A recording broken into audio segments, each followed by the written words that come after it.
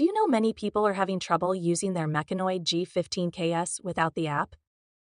Don't worry. In this video, we'll show you how you do this. Let's start.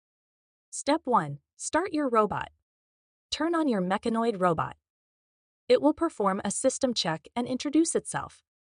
Step 2. Engage the robot. Call your robot by its name. Once its eyes turn green, it's ready for commands. Step 3. Use voice commands.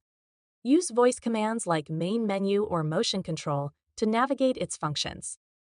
Step 4. Interact with commands. Interact using commands such as introduce yourself and walk with me for various actions. Step 5. Record movements. Record movements with Record L.I.M and save them for replay.